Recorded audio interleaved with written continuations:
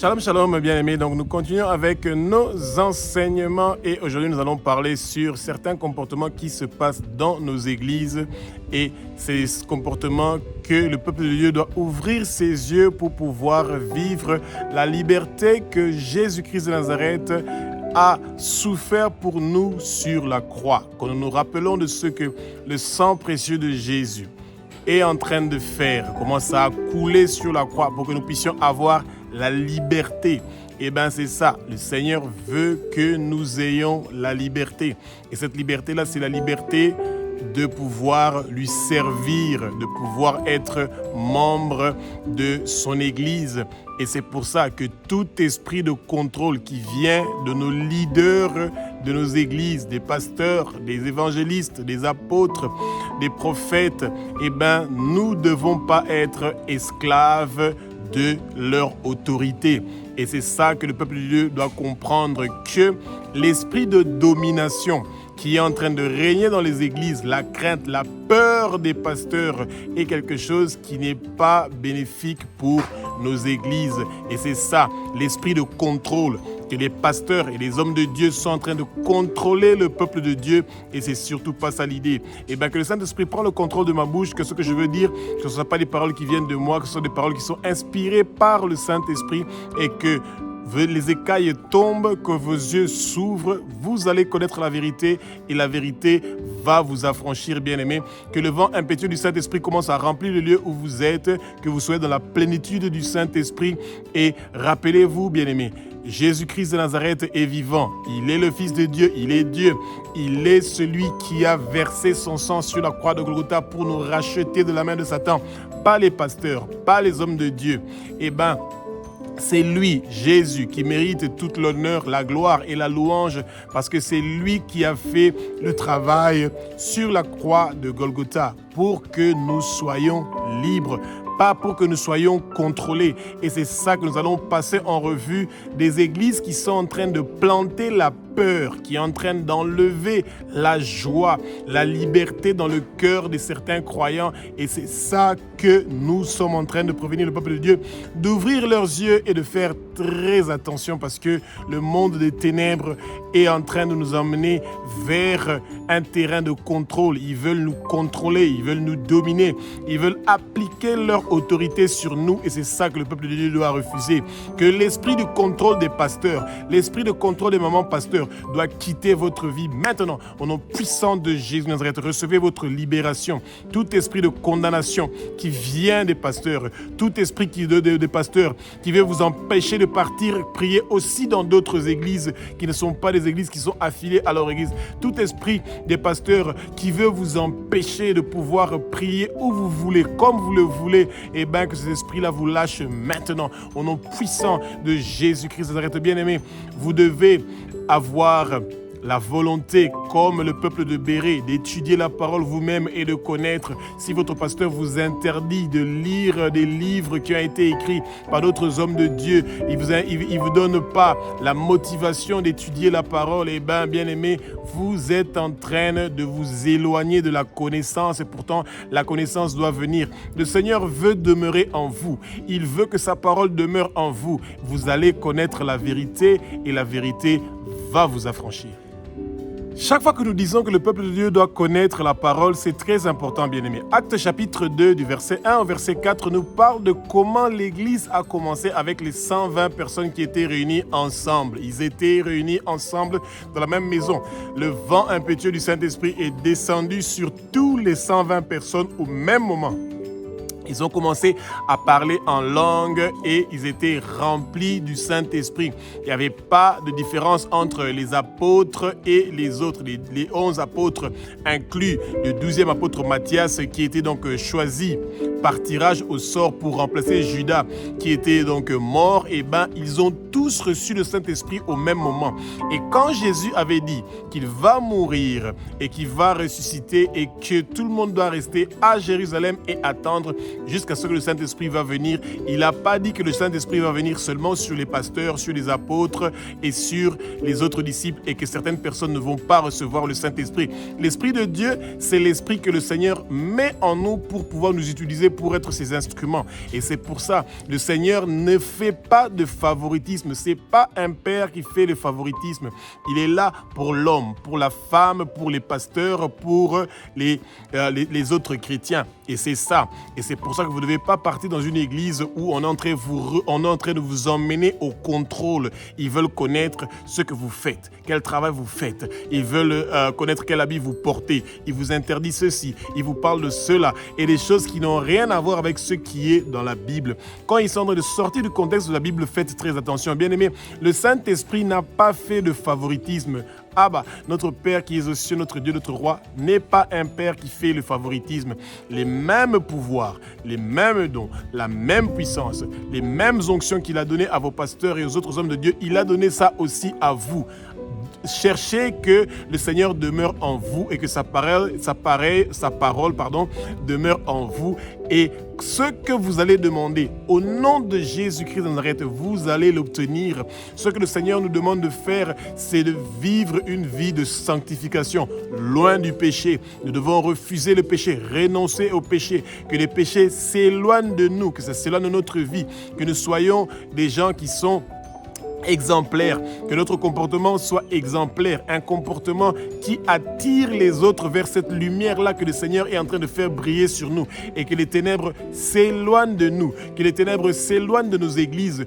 Quand vous êtes dans une église où le pasteur a l'esprit de contrôle, qui contrôle ses chrétiens, bien aimé, vous êtes arrivé au bon endroit. Pourquoi? Parce que vous devez prier pour que le Seigneur touche le cœur de cette personne-là qui soit changée.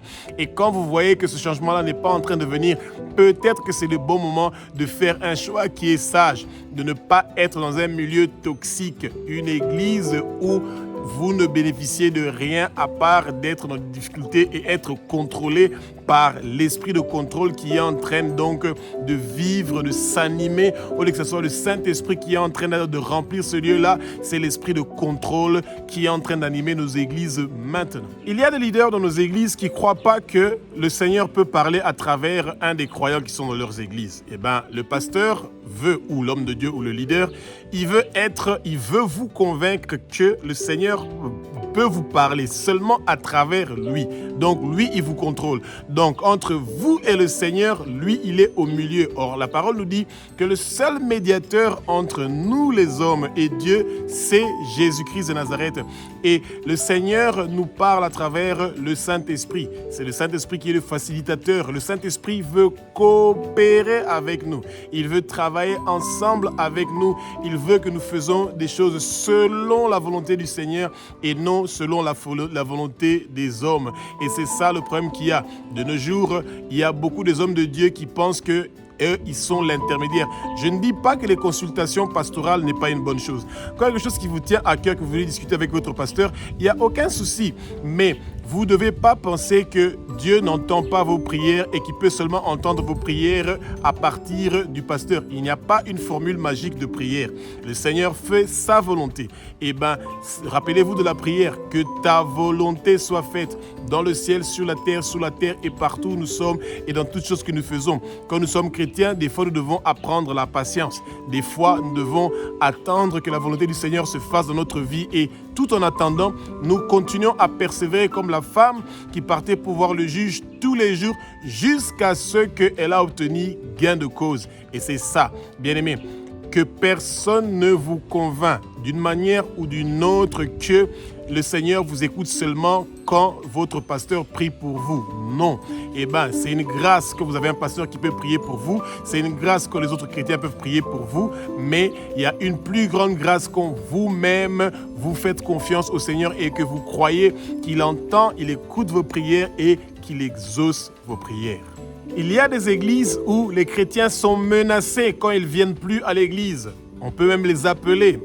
Quand ils disent qu'ils vont quitter l'église, les pasteurs ouvrent même leur bouche pour maudire ces chrétiens-là. Leur dire, ta vie ne va jamais réussir. Si tu pars de cette église, tu seras maudit. Tu ne vas jamais réussir. Tes enfants ils vont errer. Vous n'allez pas percer dans la vie. Vous n'allez pas devenir riche parce que vous êtes des traîtres. Vous avez trahi l'église, bien-aimés.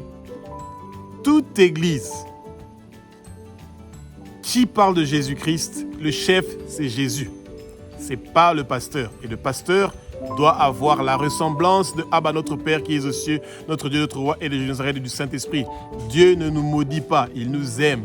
Un pasteur doit nous montrer l'amour. Un amour, il doit montrer les fruits du Saint-Esprit. Comme c'est dans la parole sainte dans Galates chapitre 5 au verset 22. Nous devons vivre les fruits du Saint-Esprit dans notre assemblée, dans notre église. Et c'est ça que nous voulons. Nous voulons voir cet amour-là. Et ça doit être de l'amour. Et quand vous voulez quitter une église et vous voulez quitter une assemblée, vous ne devez pas le faire par une rébellion. Peut-être, si vous pensez que vous devez dire quelque chose à votre pasteur, vous pouvez l'expliquer que vous sentez que il n'y a plus quelque chose qui est entré, il n'y a plus de valeur ajoutée de votre présence dans cette assemblée-là. Vous pouvez le dire à votre pasteur si vous trouvez ça nécessaire. Mais si vous partez et qu'on vous téléphone pour vous dire, écoutez, pourquoi tu viens plus, etc., vous pouvez dire que non. Ne cherchez pas à mentir. Dites seulement que vous sentez plus le besoin de venir dans cette église-là et que le Seigneur va vous donner d'autres directives. Et normalement, ça doit suffire. Mais quand on vient, on commence à vous presser, on commence à vous dire, écoute, pourquoi tu quittes, etc., etc., il y a un souci, bien-aimé. Ouvrez vos yeux, vous n'êtes pas au bon endroit. Parce que le Saint-Esprit, c'est un esprit de coopération. Il coopère avec nous. Et c'est vrai qu'une église peut aussi avoir l'amour de vouloir savoir pourquoi vous quittez l'église. Si vous pensez que vous avez le pouvoir, le courage de dire la raison pour laquelle vous quittez l'église, vous pouvez le dire. Mais soyez toujours sage de ne pas utiliser des mots qui blessent et des mots qui dérangent et des paroles qui sont déplacées. Et si c'est parce qu'on vous a critiqué, on a parlé de vous, qu'il y avait des rumeurs sur tout ça, les Congossas qui se font parmi nos mamans, qui critiquent les habits, les chaussures, les bijoux, les comportements. Oh, tel qui a couché avec ton mari, c'est pour ça que tu dois quitter. Et le monde est venu dans nos églises. Les critiques et les rejets, les mauvaises paroles que vous entendez souvent chez les païens, c'est beaucoup plus fréquent dans nos églises et que le Seigneur ramène son église, que sa parole retourne dans nos églises parce que c'est ça que nous ne voulons pas, que le monde vienne visiter l'église. Non, c'est l'église qui doit visiter le monde pour qu'on gagne les âmes du monde, qu'on les amène vers le Seigneur. Une autre forme de contrôle que nous avons dans nos églises, c'est les pasteurs qui disent que dans leur église, il y a la vérité, les autres églises, il n'y a pas de vérité. Telle église, ils mentent. Telle église, ils sont des menteurs. Telle église, ils ne parlent pas la bonne parole. Telle église, ils sont comme ça. Cet esprit de critique, c'est un esprit qui est mauvais. C'est un esprit qui vient pour habiter dans les chrétiens et commence à critiquer les autres. Bien aimé, l'esprit, il n'y a pas de ministère de critique. Il y a le ministère d'amour et tous les autres ministères. Pas celui de critiquer, de rejeter les autres. Quand vous voyez un pasteur ou des hommes de Dieu qui sont en train de tomber, qui sont en train de faire des choses qui vont en dehors de la parole, prenez le temps de prier pour le corps du Christ. Prenez le temps de prier pour que la parole retourne dans nos églises. Une église qui pense que c'est eux qui ont la vérité et les autres sont dans le mensonge, ça veut dire que c'est cette église-là qui veut partir seule au paradis. Ça veut dire que le jour que Jésus revient, il ne revient pas pour prendre le corps du Christ, il revient seulement pour prendre votre église qui est dans la vérité et les autres sont dans le mensonge. Ça, c'est un esprit de contrôle. C'est pour vous empêcher de pouvoir écouter les autres. Quand vous avez le Saint-Esprit et vous savez que vous faites partie du corps du Christ, ça veut dire que vous pouvez écouter la prédication d'un pasteur tel. Et quand vous écoutez cette parole-là, soyez comme le peuple de Bérée.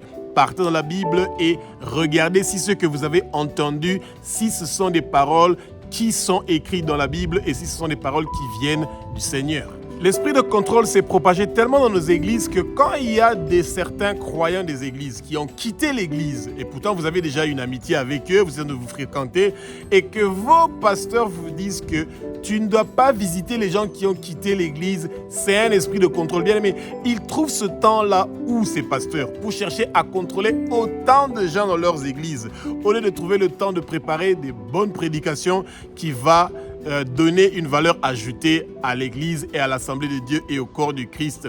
Eh bien, les églises où on dit ta maman est une sorcière, ton papa est une sorcière, les membres de ta famille sont des sorciers, il ne faut pas les fréquenter parce qu'ils n'ont pas reçu le Seigneur bien-aimé. Quand le malade est malade, il part où? Chez le médecin.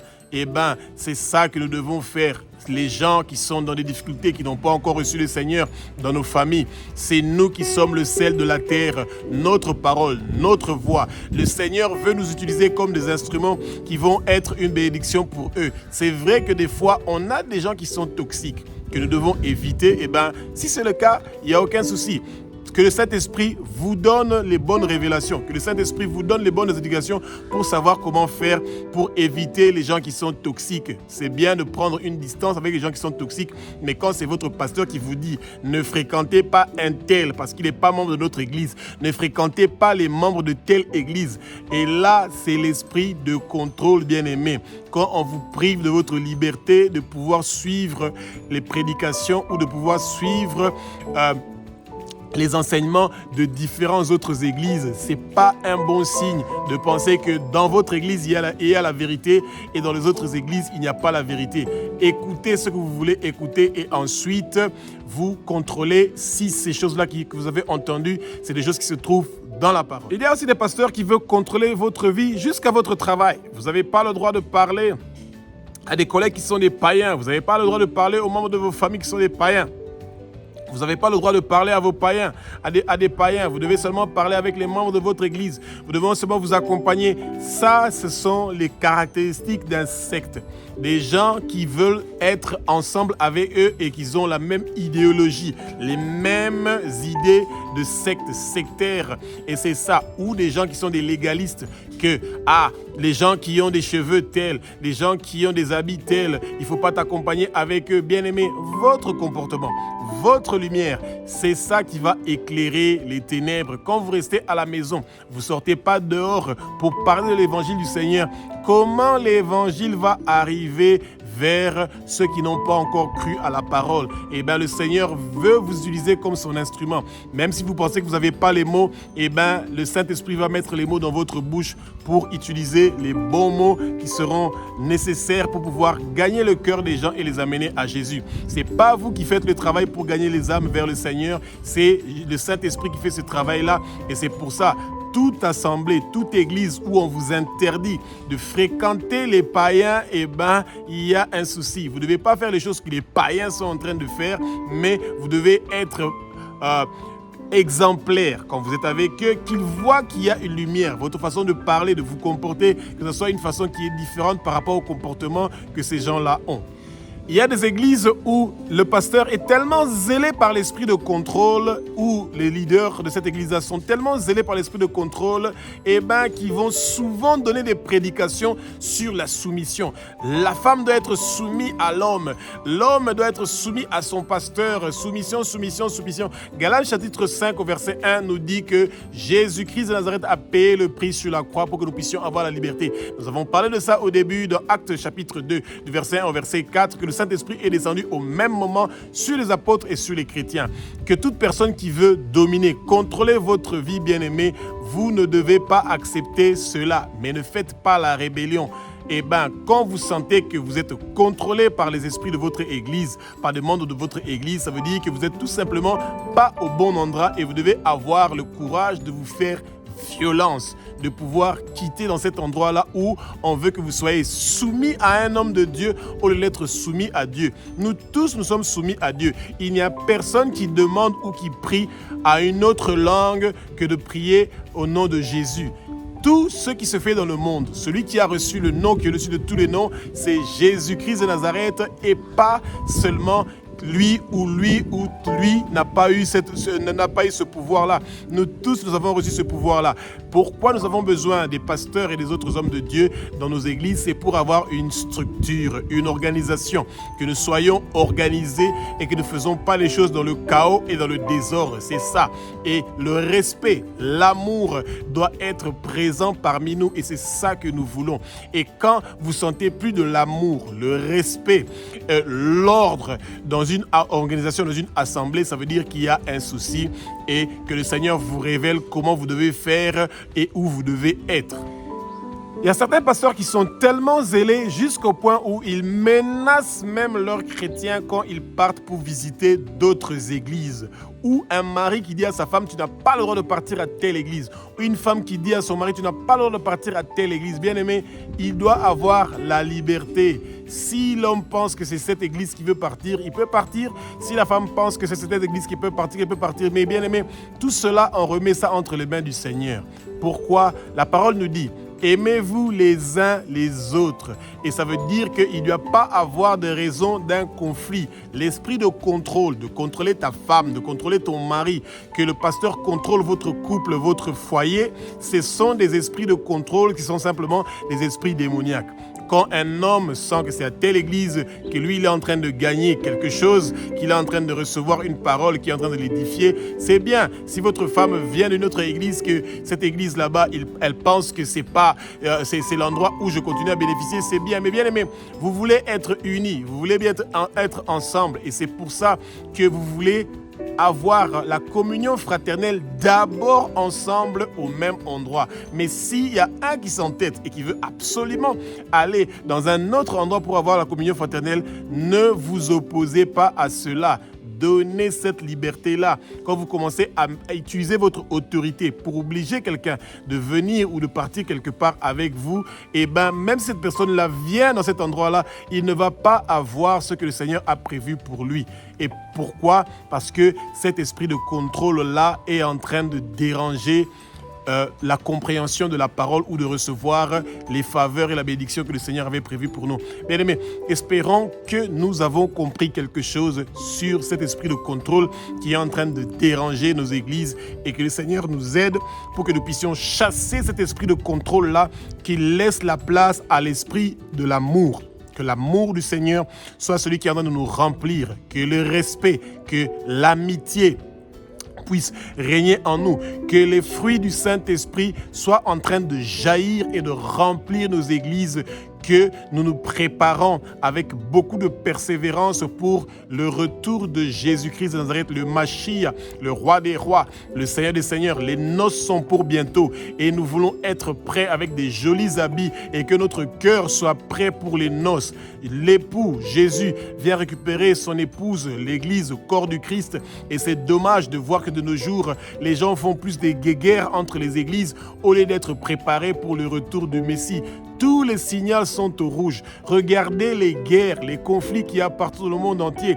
Comment les gens sont en train de s'entretuer, les chrétiens qui sont persécutés. Ce sont des signes que la fin des temps est en train d'arriver. Et soyons prêts que nos noms soient inscrits dans le livre de vie de l'agneau parce que le Seigneur revient bientôt comme le lion de la tribu de Juda. Et c'est bien que nous soyons de son côté et que nos noms soient inscrits dans le livre de vie de l'agneau.